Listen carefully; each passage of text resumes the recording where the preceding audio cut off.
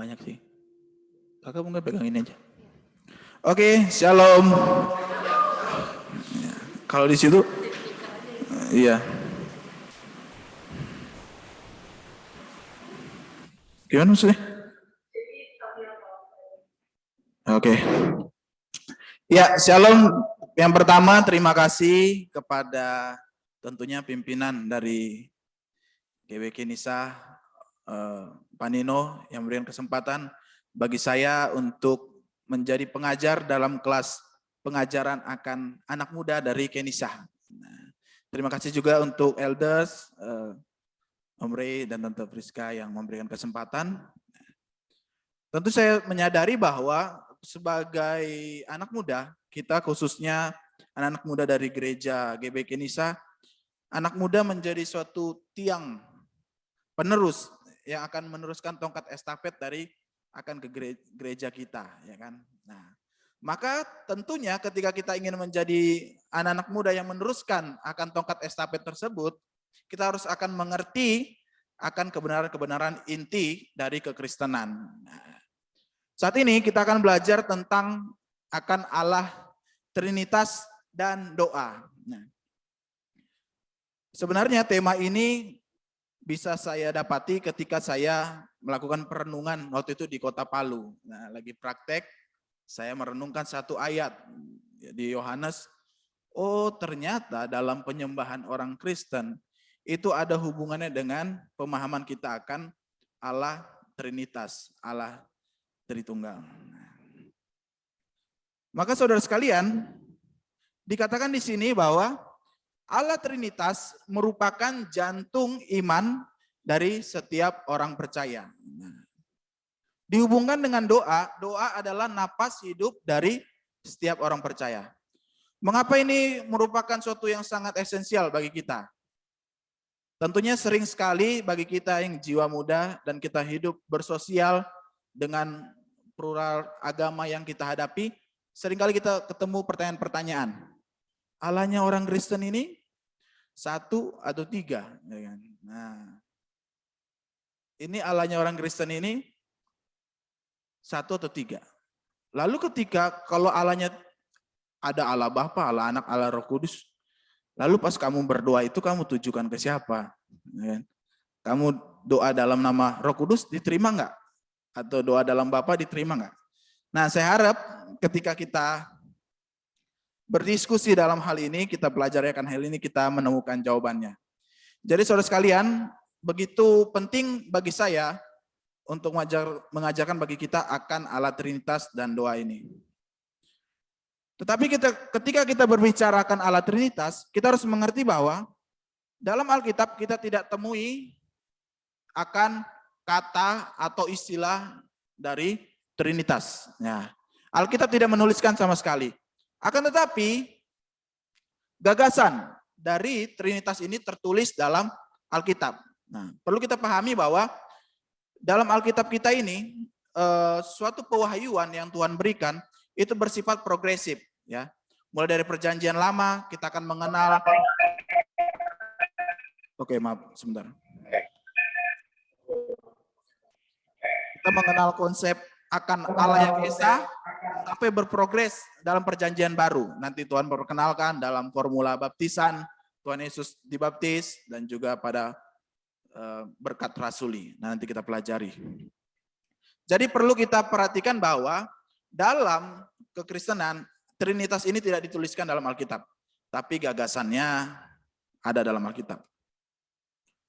Nah, sebelum kita memahami kekeliruan akan Allah Trinitas, saya mau cerita sejarah akan Allah Trinitas secara singkat. Jadi pada waktu itu, Bapak Tertullianus, Bapak-Bapak gereja menemukan yang pertama kali mencetus ya, menaikkan ke permukaan akan konsep dari Allah Trinitas ini. Nah, karena tentunya ada ajaran-ajaran sesat pada waktu itu yang menyerang akan Allah Trinitas, termasuk dari Gnostik dan Arianisme, Atananisme, banyak. Ya. Sampai pada akhirnya Bapak-Bapak gereja itu mengadakan suatu pertemuan yang dikatakan konsili. Nah, 300 sesudah Tuhan Yesus disalib, diadakan namanya konsili Nisea. Ya, konsili Nisea 325, di situ mulai dicetuskan akan Allah Trinitas itu. Setelah pencetusan itu, semakin berjalannya waktu, terus selalu ada penyerangan akan doktrin Allah Trinitas ini. Sehingga kembali lagi diadakan konsili Kalsedon. Nah, sampai seterusnya dan sampai saat ini rumusan akan Allah Trinitas itu dipakai oleh gereja-gereja sampai saat ini. Ya, kemarin sebelum ini juga saya perhatikan untuk dalam rumusan kita Gereja Betel Indonesia, di situ juga dirumuskan. Dan kita perlu mengakui bahwa itu semua berlatar belakang dari sumbangsi para bapak-bapak gereja terdahulu kita, ya kan. Itu sejarah singkatnya. Lalu pemahaman-pemahaman apa yang salah dari akan Allah Trinitas? Nah, yang pertama itu triteisme. Nah, yang memahami bahwa ada 3 Allah, ya kan. Nah, memang seringkali pemahamannya salah di ini. Seakan-akan dengan kejamakannya Allah itu berarti Allahnya ada 3 gitu. Sebenarnya itu pemahaman yang salah. Itu karena berakar pada konsep politeisme pada zaman Perjanjian Lama. Allah yang begitu banyak, dewa-dewi yang begitu banyak. Nah, itu kesalahan yang pertama. Lalu yang kedua modalisme. Nah, ini menekankan tidak ada perbedaan secara otentik akan Bapa, Anak, dan Roh Kudus. Pasti Bapak Ibu Saudara sekalian pernah mendengar beberapa, mungkin saya nggak mau menghakimi para pemuka agama lah, merepresentasikan dengan berpikir begini. Misalnya saya Frans nih, di gereja ini saya sebagai hamba Tuhan. Nah, kalau di kampus saya sebagai mahasiswa. Kalau di rumah saya sebagai anak dari ibu saya. Nah, seringkali orang pakai itu untuk menjelaskan akan Allah Trinitas. Nah, jadi dia memahami bahwa ada 1, ya kan? Tapi dia bisa berfungsi dalam 3. Nah, itu pemahaman yang salah. Nah, jadi sekali lagi itu pemahaman yang salah. Jadi itu pemahaman yang salah. Kita harus tegaskan bahwa itu pemahaman yang salah. Jadi ada perbedaan. Nah, nanti gimana kita pahaminya, nanti kita akan berjalan, akan memahami. Jadi jelas ya, tidak ada modalisme dalam Allah Trinitas ya. Tidak ada satu pribadi bisa jadi anak, bisa jadi bos, bisa jadi manajer, nggak bisa. Itu salah, oke? Lalu yang ketiga itu subordinasi, ada hierarki. Nah, ini seringkali orang salah pahami karena, wah ini Allah Bapak ini enak, cuma di surga aja. Anak turun ke dunia. Kayaknya anak lebih rendah dari Bapak, ya kan?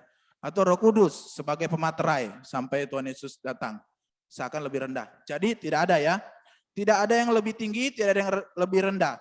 Itu kesetara derajatan dari akan Allah.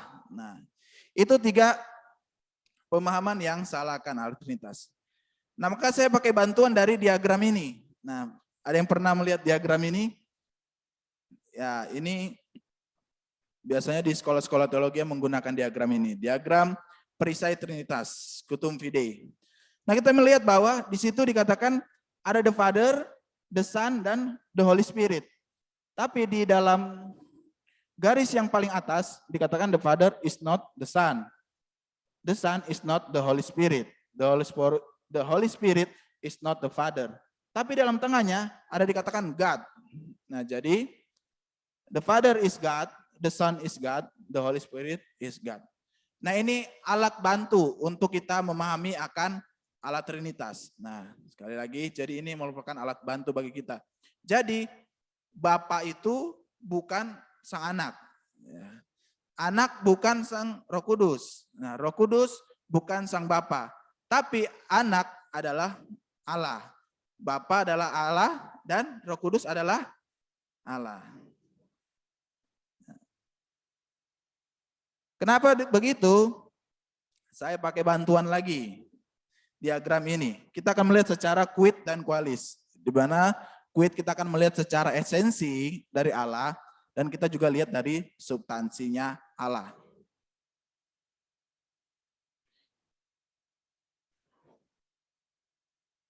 Kita melihat bahwa Dari Kuit kita melihat akan keberadaan daripada Allah dalam dua persepsi ya, tadi esensi dan substansinya. Nah, esensi ini kita melihat apakah Allah itu pada hakikatnya. Nah, kalau substansi kita melihat siapakah Allah itu, ya. Jadi apakah Allah? Kita lihat di situ bahwa esensinya adalah ousia. Ousia itu hakikatnya adalah theos. Di situ dijelaskan theos itu merupakan kata benda, artinya adalah Allah. Tapi Allah ini berbeda secara kualitas dengan pemahaman akan manusia, ya, karena Allah itu omnipresent, berbeda secara ruang dan waktu. Nah, jadi perlu kita mengerti bahwa secara esensinya, apakah Allah itu hakikatnya adalah theos atau Tuhan. Lalu secara substansi kita melihat siapakah Allah itu dari sisi personnya. Nah, jadi dikatakan di situ substansi siapakah Allah itu adalah hipostasis, adalah pribadi, ya. Lalu secara status. Tapi di sini ada yang menarik, Bapak Ibu Saudara sekalian. Jadi kita akan melihat Allah dari sisi personanya, pribadinya, untuk melihat akan status atau kuantitasnya. Nah, tadi kan kualitasnya tuh, kualitasnya esensinya adalah Allah. Sekarang kuantitasnya, ya, statusnya. Di statusnya secara person dikatakan distinct di situ. Artinya berbeda, persona yang beda. Tapi dia juga secara statusnya adalah equal, sama. Nah, ini suatu diagram yang dipergunakan untuk mengerti akan Allah Trinitas, ya. Jadi untuk melihat siapakah Allah secara statusnya, kuantitasnya, dia sama secara pribadinya, tapi secara statusnya secara personnya berbeda, secara statusnya sama. Begitupun dari kualitas atau atribut sifatnya. Lalu hal apa yang untuk kita memahami bahwa Allah itu adalah satu? Nah, Allah adalah satu dalam esensinya. Tadi sudah kita pelajari ya. Dari apakah Allah itu esensinya adalah satu. Nah, satu dalam esensinya dan dalam natur konstitusionalnya. Natur kerajaannya itu, kebersamaannya itu dia adalah satu. Maka dikatakan dalam keberadaan ilahi hanya ada satu esensi yang tidak terbagi, ousia essentia. Nah, ini kita bisa mengerti dalam Alkitab di dalam Ulangan 6 ayat 4. Nah, mari kita buka, tapi sebenarnya sudah ada ya di layar ya. Ulangan 6 ayat 4. Nah, saya bacakan, dengarlah hai orang Israel, Tuhan itu Allah.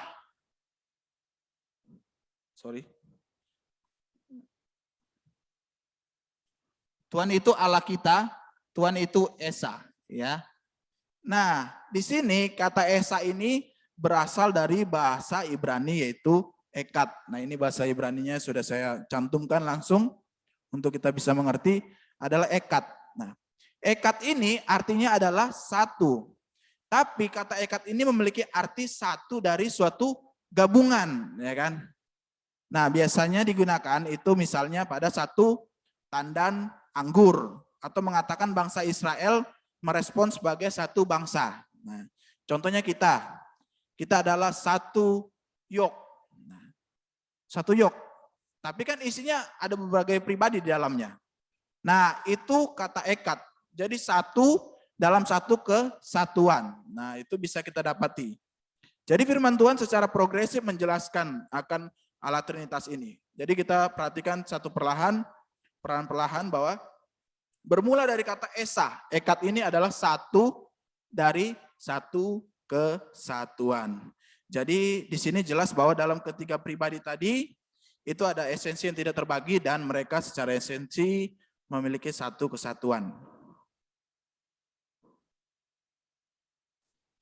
Lalu Allah adalah dalam tiga pribadi.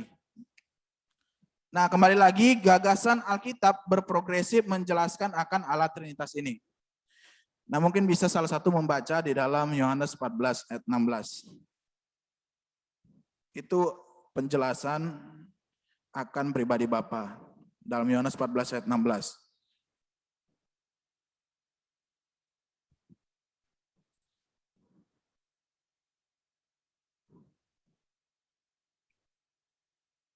Bisa satu orang membaca? Aku akan minta kepada Bapa dan Ia akan memberikan kepadamu seorang penolong yang lain, supaya Ia menyertai kamu selama-lamanya.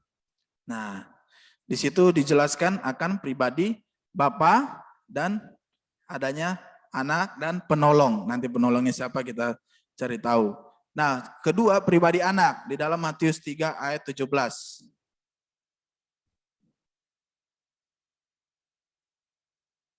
Lalu terdengarlah suara dari surga yang mengatakan, inilah anakku yang kukasihi, kepadanya lah aku berkenan. Nah, itu pada waktu peristiwa apa? Mau dibaptis kan? Waktu pembaptisan, sorry. Nah, di situ diperkenalkan akan pribadi sang anak. Nah, sekarang pribadi Roh Kudus di dalam Yohanes 14 ayat 26.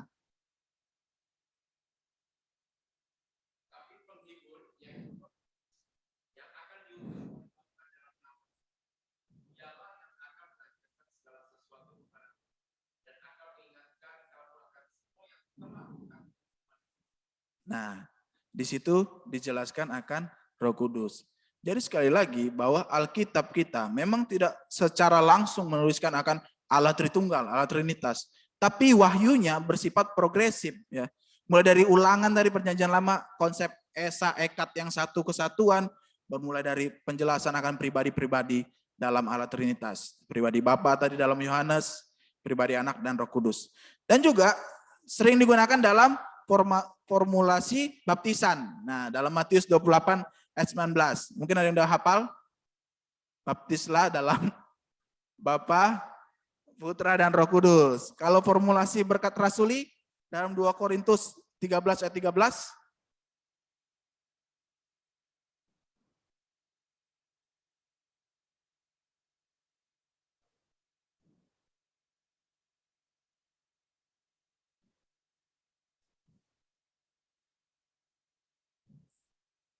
Nah, di situ pun memakai perumusan, ya itu formulasi berkat rasuli, memakai rumusan akan Allah Trinitas.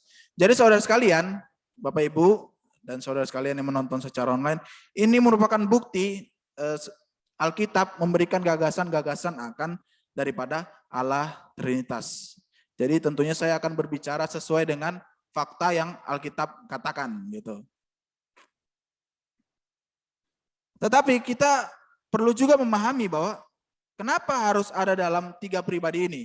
Nah, jadi yang pertama adanya perbedaan, distingsi antara persona dalam kealahan. Lalu kedua juga kita perlu mengerti adanya pribadi yang memiliki esensi yang sama dan memiliki kepenuhan Allah. Dan ketiga memiliki relasi ilahi.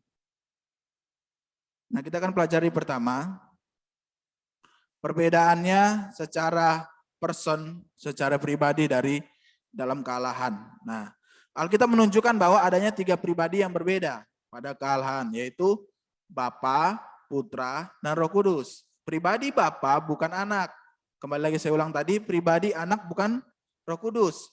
Demikian juga sebaliknya. Tapi kejamakan dalam diri Allah ini untuk memperlihatkan suatu pekerjaan masing-masing dari pribadi. Nah, ini harap diperhatikan dengan baik. Artinya adalah setiap pribadi ini memiliki peran yang berbeda. Nah, dalam fungsinya. Nah, biasanya orang memakai bahasa itu opera ad extra. Nah, Bapak ini, pribadi Bapak ini sebagai pencipta dan pemelihara. Sementara anak ini sebagai penyelamat dan penebus. Dan Roh Kudus ini melahirbarukan, menghibur, dan juga memelihara orang percaya. Nah, jadi kenapa dijelaskan ada pribadi-pribadi yang berbeda dan ternyata mereka ada suatu peran dan suatu fungsi. Tapi sekali lagi, meskipun kita memahami akan peran-peran masing ini, tidak ada yang satu lebih tinggi, satu yang lebih rendah. Itu sama, tapi suatu peran yang dipersiapkan dari Allah sendiri. Tapi kembali lagi, setiap pribadi itu sama dan memiliki akan kepenuhan Allah, memiliki kesempurnaan dan hak bebas ilahi dalam masing-masing mereka. Nah, ini data Alkitab yang saya dapati ketika kita membicarakan akan kesederajatan dari Allah. Nah, mungkin satu orang bisa membuka di dalam 1 Yohanes 2 ayat 1 aja. Langsung kita. 1 Yohanes 2 ayat 1 dan Yohanes 14 ayat 16.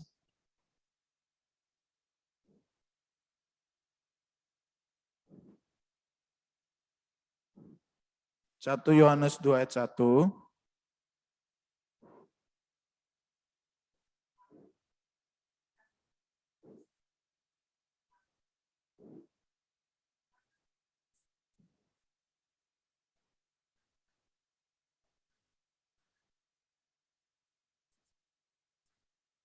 Ya.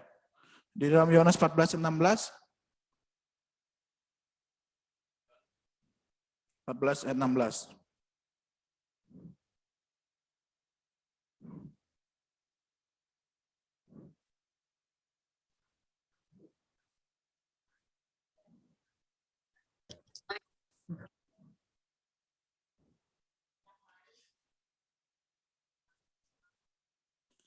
Nah, di situ dikatakan pengantara atau dalam bahasa Yunaninya adalah parakletos. Sementara penolong dalam bahasa Yunaninya adalah parakleton.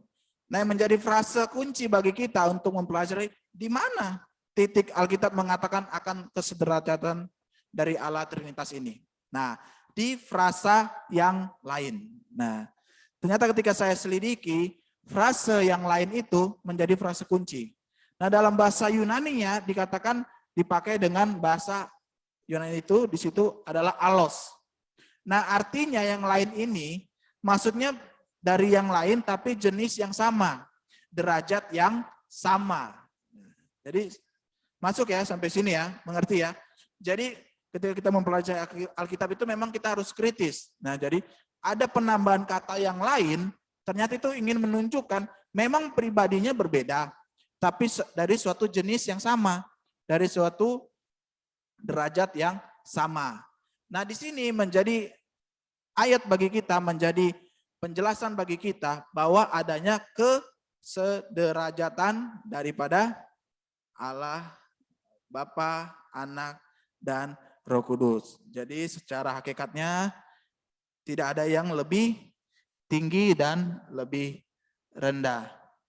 Lalu setiap pribadi ini memiliki akan relasi ilahi, ya, relasi saling mendiami. Kita sampai kepada kebenaran akan Allah Trinitas ini. Jadi kembali bahwa hanya ada satu Allah, ya. Lalu Sang Bapa itu sepenuhnya adalah Allah, Anak sepenuhnya Allah, dan begitu pun seterusnya. Tetapi kembali lagi Sang Bapa bukanlah Anak dan bukanlah Roh Kudus. Jadi jangan pakai menjelaskan orang saya nih di sini bisa ini, saya itu pemahaman yang salah ya, itu tadi modalisme ya. Jadi harus jelaskan Bapa ini ya Bapa, anaknya anak gitu. Nanti mungkin jadi bahan diskusi kita. Lalu pemaparan seperti apa yang bisa kita berikan ke masyarakat umum yang secara sederhana kan? Nanti bisa jadi bahan diskusi kita. Nah, jadi ketiga pribadi itu berlainan ya. Tapi mereka adalah satu Allah dan memiliki relasi dalam persekutuan ilahi. Kita masuk kepada doa. Nah, ketika kita memahami akan Allah Trinitas tadi yang begitu disiplin, teratur, dan saling kesederajatan itu tidak menjadi suatu hal yang bermusuhan, kita belajar akan doa. Nah, saya menggunakan beberapa tokoh ini, tokoh leluhur, di mana Martin Luther sebagai reformasi pada saat itu, ya. Maka waktu itu mereformasi akan gereja dari pemahaman yang salah akan gereja Katolik, maka munculnya Martin Luther dan Kristen Protestan. Nah, dia mengatakan doa merupakan fondasi bagi kesejahteraan jiwa. Sementara John Calvin berbicara bahwa doa adalah curahan jiwa. Dan John Knox, teolog doa itu, dia berkata buah yang melekat pada iman adalah doa. Dan Matthew Henry, ini penafsir Alkitab yang kita gunakan untuk mengerti ya, akan Alkitab itu. Saya suka doa yang memasangkan seluruh persenjataan Kristen.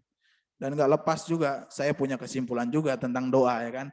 Doa adalah kebutuhan jiwa yang haus untuk terus terpenuhi. Kenapa saya hubungkan Allah Trinitas dengan doa? Karena ketika seorang yang memiliki pemahaman yang benar akan Allah Trinitas, maka dia suka akan berdoa, ya kan? Nah, ketika anak muda, maka anak muda harus suka untuk berdoa. Nah, karena apa? Doa itu merupakan dimensi akan Allah Trinitas bagi setiap orang percaya. Nah, nanti kita lihat gimana dimensinya. Nah, Luther berkata doa itu ditujukan kepada Allah Bapa dalam nama Yesus dengan pertolongan daripada Roh Kudus. Nah, sementara John Calvin berkata doa berasal dari Bapa, dimungkinkan melalui anak,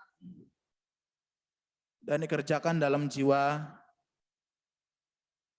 oleh Roh yang melaluinya doa kembali via Kristus kepada Bapa. Sementara Jonathan Edwards, mungkin ada yang tahu nih, pengenalan yang benar akan Allah dalam kemuliaan Trinitariannya, maksudnya Trinitarian itu Trinitas, sangat penting untuk memahami natur doa dan menikmati berkat-berkat rohaninya. Nah, ini ayat-ayat yang kita akan pelajari.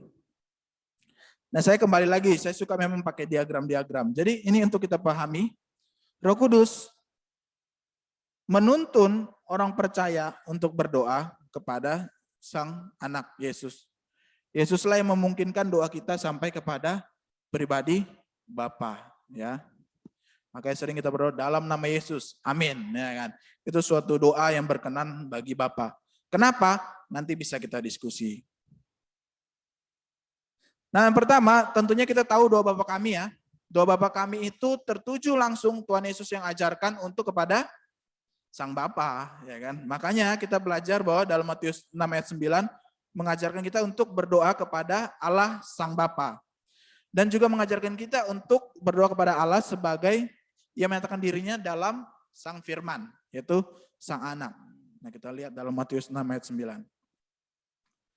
Terus dalam Yohanes 4 ayat 23.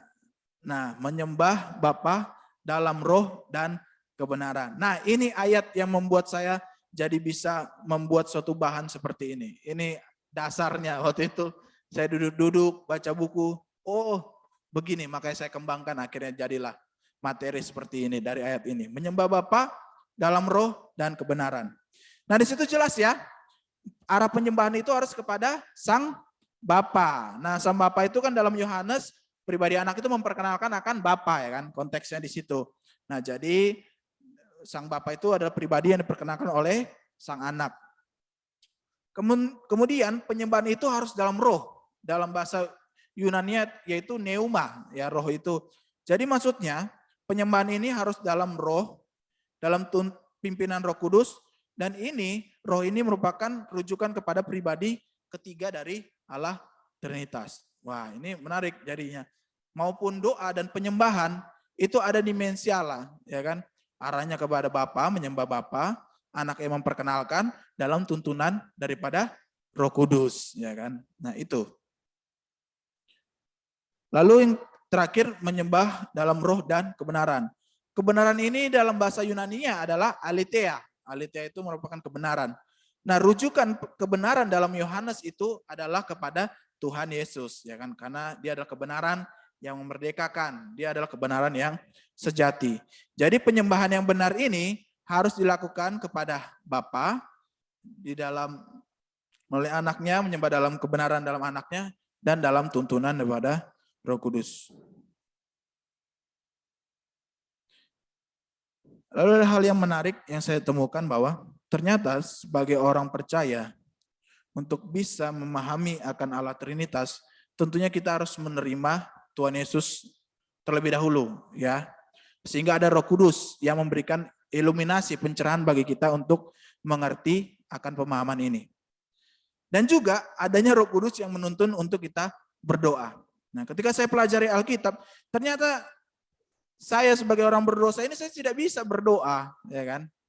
Ternyata Roh Kuduslah penuntun agung kita untuk dapat berdoa. Nah, jadi kita berdoa, kita berpikir itu adalah tuntunan daripada Roh Kudus, ya kan? Nah, maka dikatakan dalam Roma 8 ayat 26. Mungkin saya bacakan ya.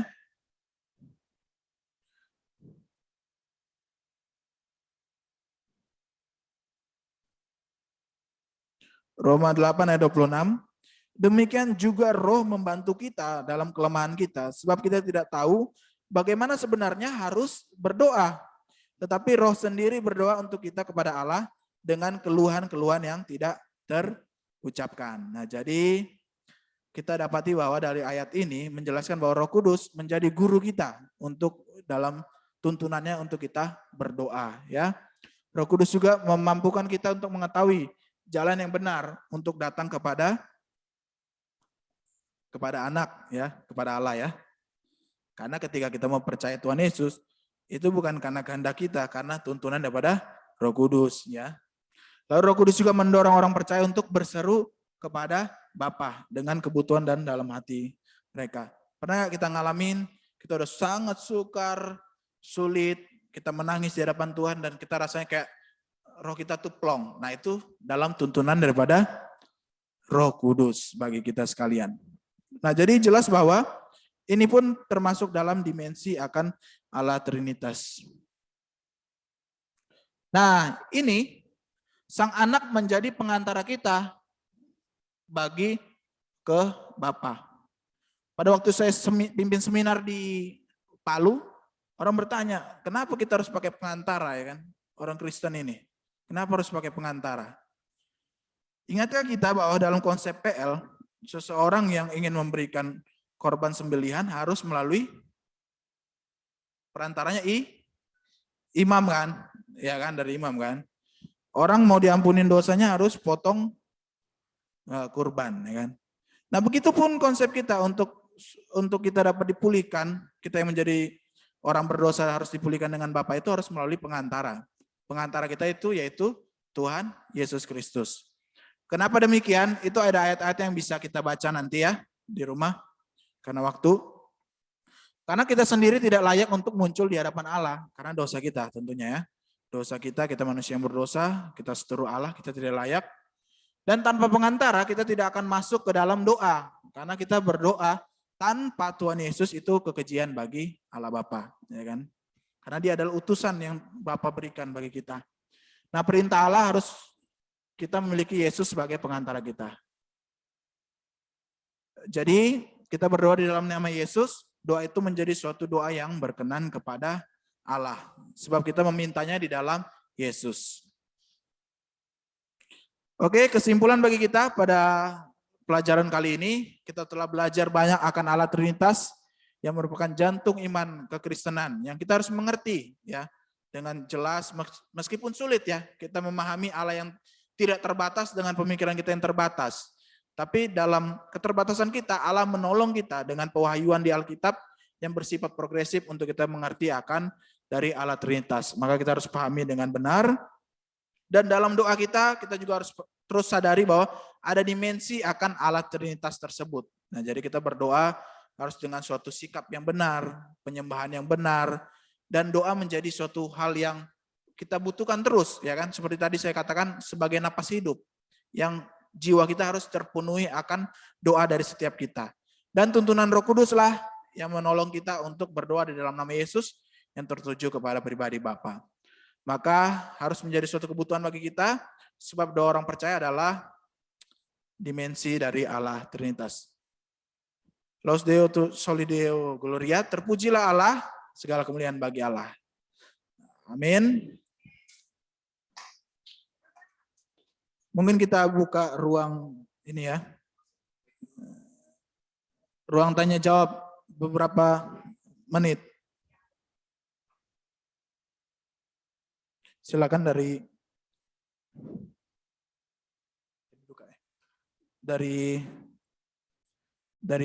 Zoom.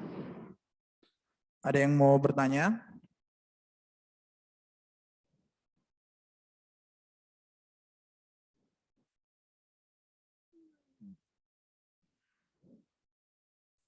Halo, ini Zoom.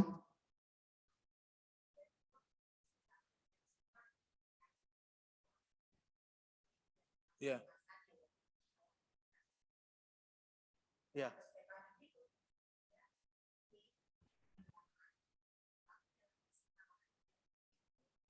Ya.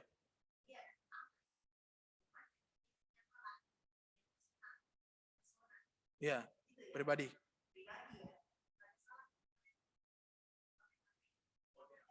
Oh ya. Itu Modalisme. Ya, ya. Modalisme. Modal. Iya, jadi kalau aku nih, saya sebagai pribadi teolog ya, untuk berusaha menjelaskan akan Allah Trinitas, memang dari pemaparan ini seperti materi, tapi kalau secara umum ketemu, harus saya tuntun dia dulu terima Tuhan Yesus, ya kan? Gak bisa orang mengerti akan Allah kita kalau nggak punya iman di dalam Yesus, ya kan? Karena kan kita berpikir, dia harus terima Yesus, punya Roh Kudus cerahin buat dia. Percuma kita berbusa ngomong kalau dia nggak dicerahin Roh Kudus, ya kan? Nah, jadi kalau bagi saya harus terima Tuhan Yesus dalam tuntunan Roh Kudus, baru kita menegaskan kembali pemahaman kita bagi dia, baru kita bisa menjelaskan. Iya, cuma. Iya, apalagi konsep orang sebelang kan tauhid satu gitu kan, banyak lah pluralisme dan sebagainya macam. Itu kalau mau kita, iya.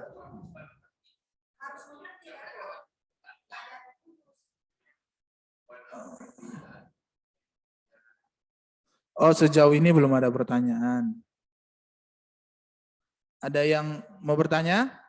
Karena kita materinya sudah selesai, itu tadi materinya saya berikan. Kalau mau diperpanjang lagi bisa sampai jam berapa? Iya. Iya.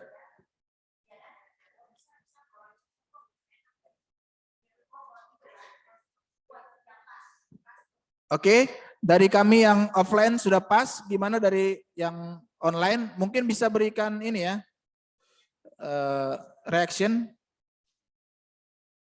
Kalau pas, agar kami lanjut. Oke, mantap. Oke, saya kembalikan. Ya, pemberitahuan, jadi kita akan mengadakan secara 2 minggu sekali ya. Biasanya di minggu kedua dan minggu keempat dari setiap bulan. Jadi diharapkan untuk bisa mengikuti. Oh ya, belum.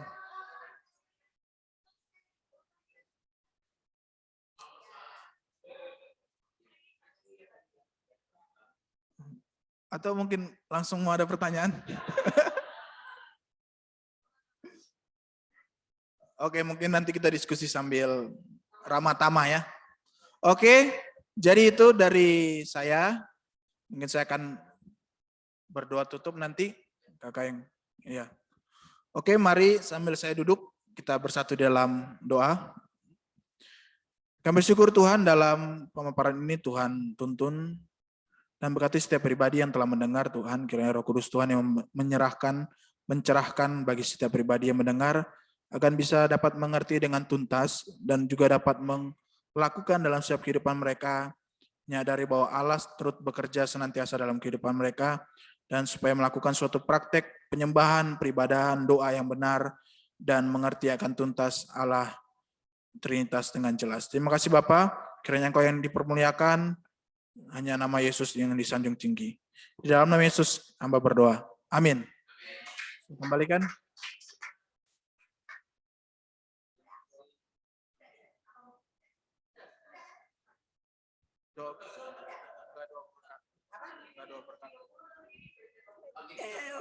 Oke, gimana yang di Zoom? Udah oke? Semuanya? Hah? Ya, hello. Mantap. Hah? Mantap.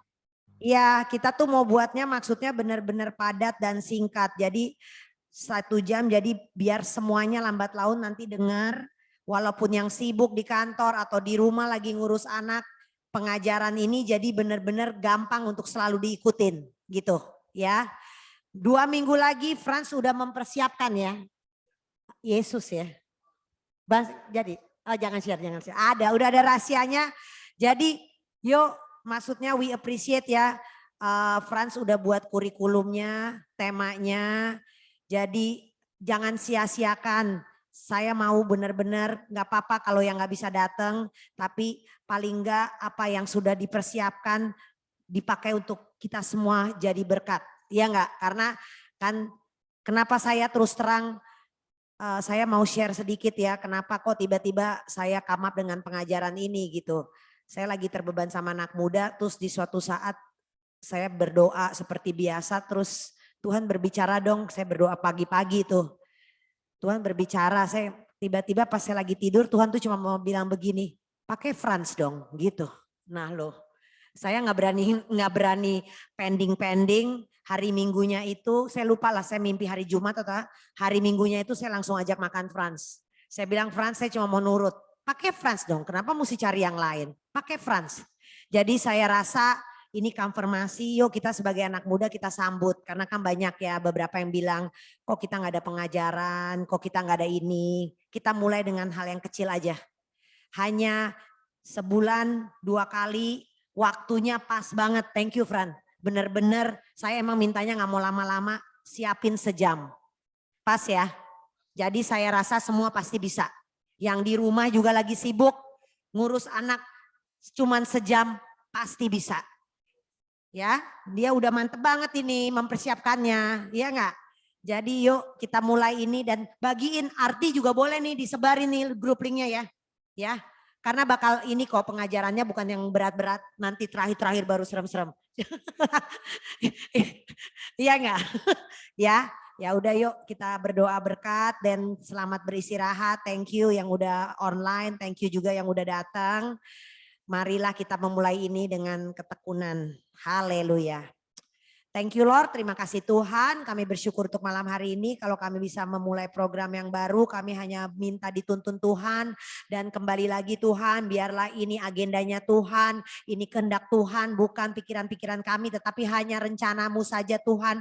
Dan kami percaya Engkau akan menyatakan kuasamu, Engkau akan menyatakan rancanganmu di dalam program pengajaran ini Tuhan. Buat kami tekun, buat kami benar-benar haus dan lapar. Benar-benar itu aja dulu Tuhan. Kami minta kehausan dan kelaparan untuk kami semua. Sehingga benar-benar saat firman pengajaran itu dibagikan oleh Frans itu akan hidup di tanah yang subur dan menjadi revelation untuk masing-masing kami. Untuk mengenal Engkau lebih lagi Tuhan. Terima kasih Tuhan. Kiranya Tuhan kami mau pulang, kami mau beristirahat. Kiranya damai sejahtera yang melampaui akal pikiran menyertai kami semua. Dan roh takut akan Tuhan serta kehausan dan kelaparan itu terus ada di dalam kami semua. Thank you Jesus. Dalam nama Tuhan Yesus kami ucapkan syukur dan berterima kasih. Haleluya. Amin. Amin. Bye bye everybody. Bye.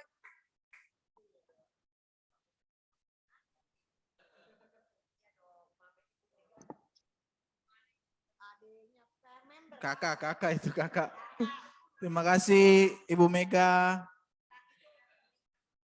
Kak Adrian, Kak Deborah, Kak Seli, Kak Vicky, Kak Intan. Thank you. Bisa kok ngomong kedengaran kok di kami. Ngomong aja, kedengaran di kami kok.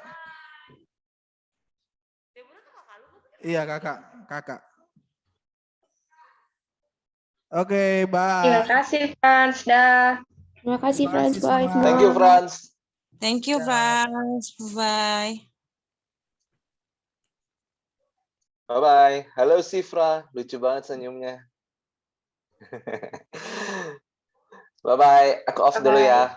Oke, Ya. bye. Thank you.